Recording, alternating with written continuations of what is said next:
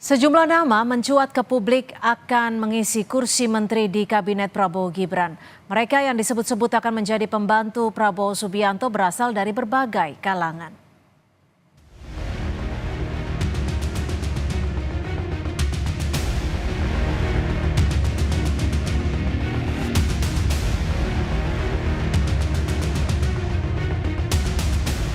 Menjelang pelantikan Prabowo Subianto sebagai Presiden RI pada 20 Oktober 2024 mendatang, siapa saja yang akan mengisi kursi menteri nampaknya masih menjadi sorotan banyak pihak. Sejumlah nama sempat mencuat, namun belum diketahui pasti siapa yang akan dipilih Prabowo untuk membantunya di kabinet yang baru. Yang santer didengar akan menjadi salah satu Menko pada kabinet Prabowo Gibran, yakni Ketua Umum Partai Demokrat Agus Harimurti Yudhoyono. Menanggapi isu yang beredar, AHY bilang itu adalah hak Presiden terpilih Prabowo Subianto. Dirinya yakin Prabowo akan menempatkan orang-orang yang tepat sesuai dengan kapasitasnya untuk menuntaskan visi misi Presiden terpilih selama 5 tahun ke depan. Kami tentu memiliki keyakinan bahwa beliau juga akan menempatkan orang-orang pada posisi yang tepat sesuai dengan kapasitas dan juga bisa membantu beliau mencapai target-target pemerintahan 5 tahun ke depan sehingga visi misi beliau bisa tercapai dengan baik. Terkait nama yang beredar, juru bicara Prabowo Subianto Daniel Anzar Simanjuntak menyatakan, saat ini Prabowo Subianto telah melakukan profiling terhadap nama-nama di kalangan Kabinet Indonesia Maju serta sejumlah nama yang diajukan oleh partai koalisi. Namun nantinya yang akan dipilih adalah mereka yang mampu mengakselerasi dan melaksanakan program Prabowo sebagai presiden.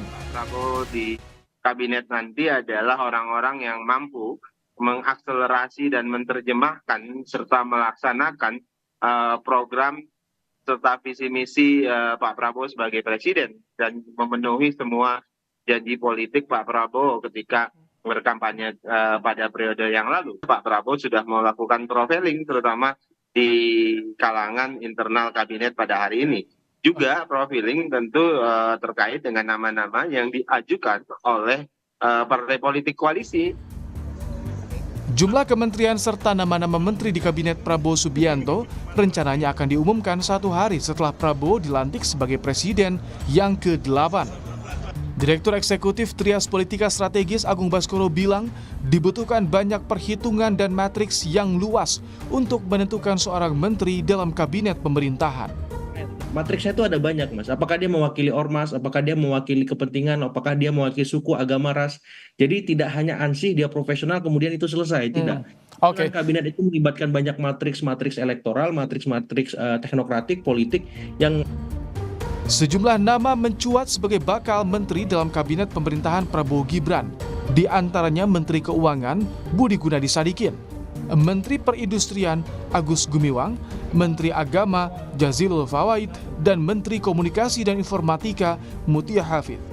Namun demikian, belum dapat dikonfirmasi apakah nama-nama ini benar akan menduduki kursi menteri di kabinet Prabowo Gibran. Tim Liputan, Kompas TV. Disebut akan final 5 hari jelang pelantikan Presiden terpilih Prabowo Subianto dan akan diumumkan pada 21 Oktober mendatang. Namun hingga kini belum dipastikan ada berapa kursi Menteri Koordinator dan Menteri di Kabinet Prabowo Gibran.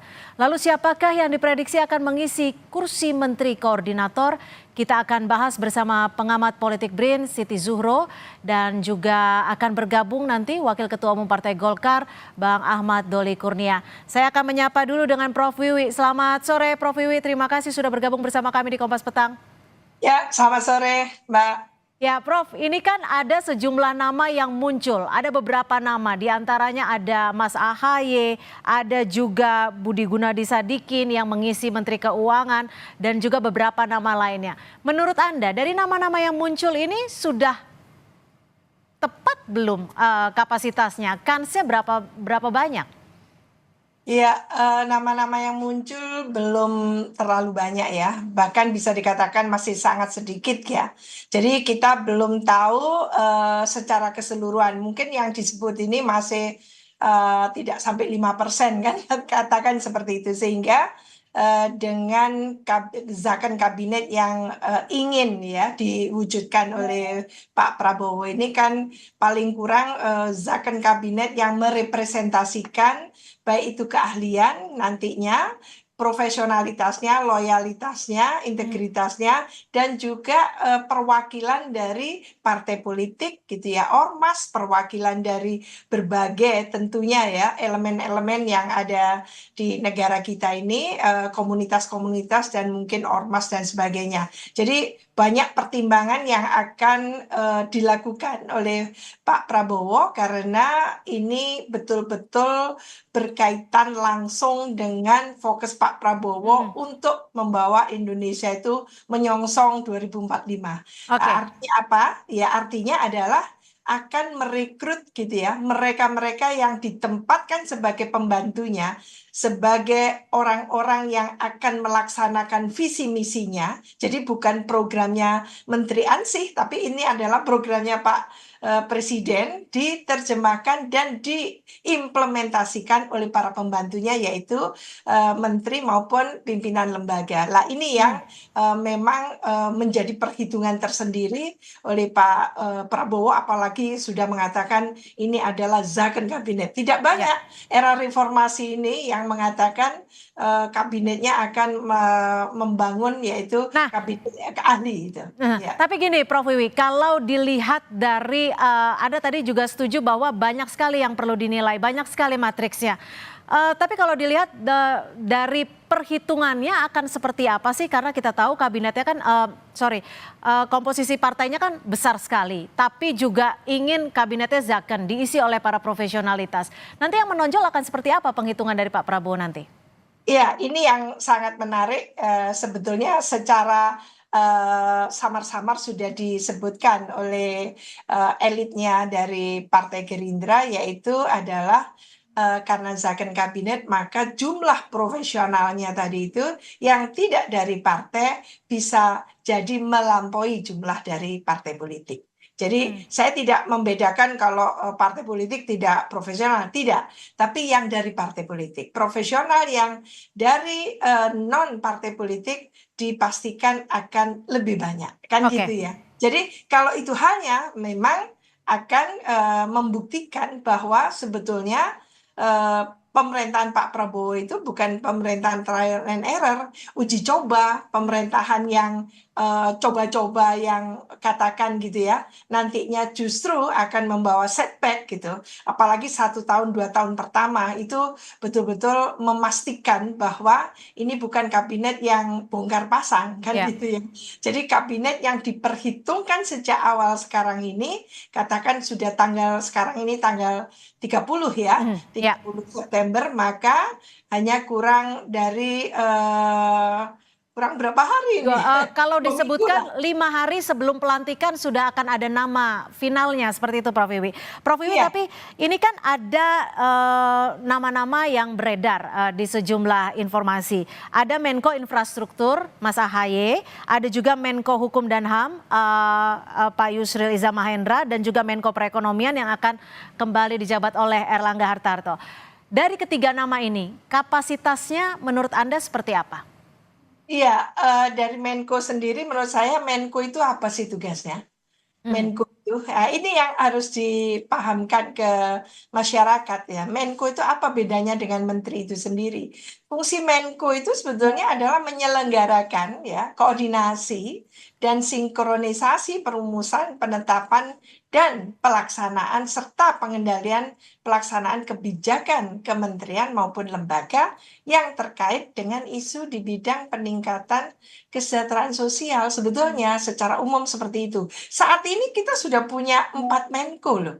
Jadi ada Menko Ekonomi, Menko Polhukam, Menko PMK, Menko Bidang Kemaritiman dan Investasi. Kita masih akan tambah Menko apa lagi? Sebetulnya yang bekerja itu menteri loh. Koordinator itu mengkoordinasi. Ya, tapi artinya tanggung jawabnya akan lebih besar dong ya Prof Wiwi? Tapi yang punya otoritas itu menteri langsung biasanya. Menteri itu yang mengeksekusi program itu. Jadi menurut saya apa alasan memperbanyak Menko gitu kan? Sementara sebetulnya loh saya ini cuma Menko kan sering kita mendengarkan itu ya.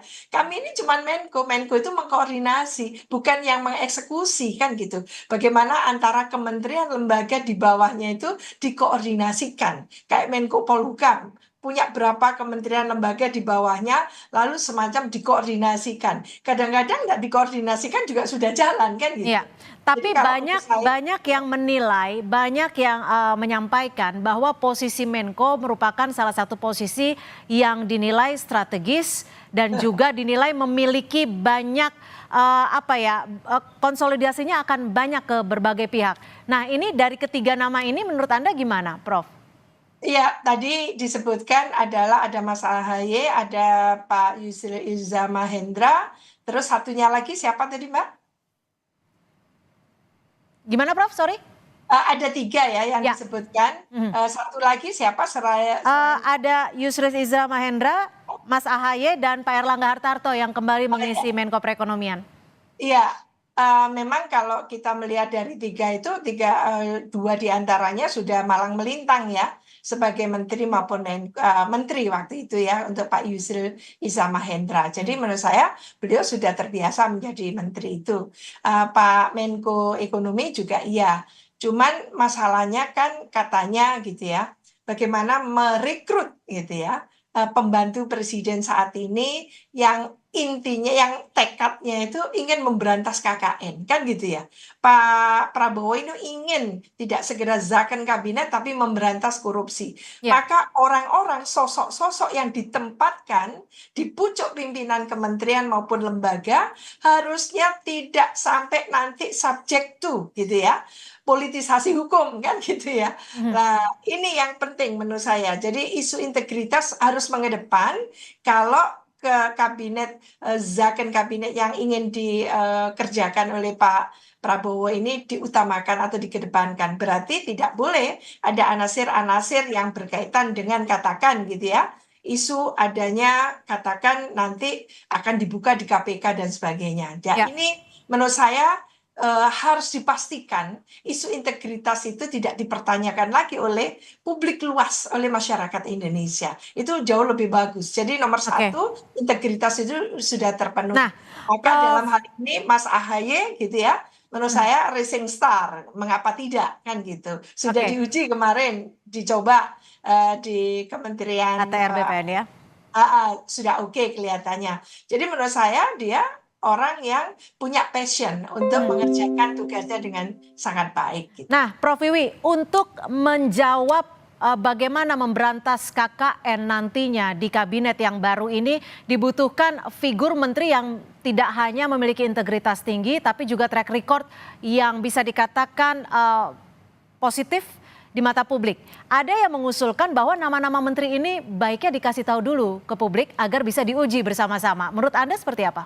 Saya setuju sekali karena bagaimanapun juga presiden ini dipilih oleh rakyat langsung. Dari rakyat, oleh rakyat, untuk rakyat. Maka rakyat dipayungi oleh Undang-Undang KIP, Keterbukaan Informasi Publik, pastinya dia juga punya gitu ya satu hak untuk mengakses informasi itu, mendapatkan informasi itu. Artinya apa? Ini harus diyakinkan masyarakat itu well informed, mendapatkan informasi yang memadai tentang bagaimana bangunan dari kabinet yang akan katakan nanti bekerja untuk 5 tahun ke depan. Jadi menurut saya inilah pembelajaran keterbukaan gitu ya, sekaligus public accountability dari Pak Prabowo sebagai presiden terpilih dalam hal ini menyampaikan kepada masyarakat bahwa tidak ada dusta di situ, bahwa memang presiden dalam hal ini betul-betul ingin gitu ya membangun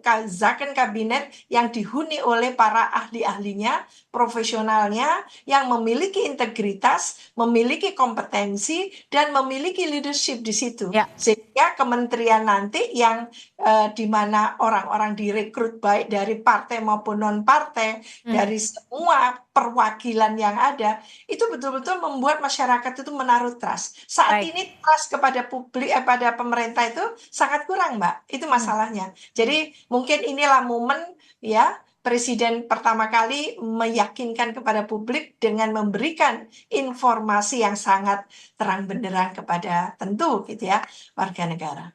Untuk kembali mengambil kepercayaan publik. Terima kasih Prof. Siti Zuhro, pengamat politik dari BRIN, sudah memberikan perspektifnya di Kompas Petang hari ini. Selamat sore, Prof.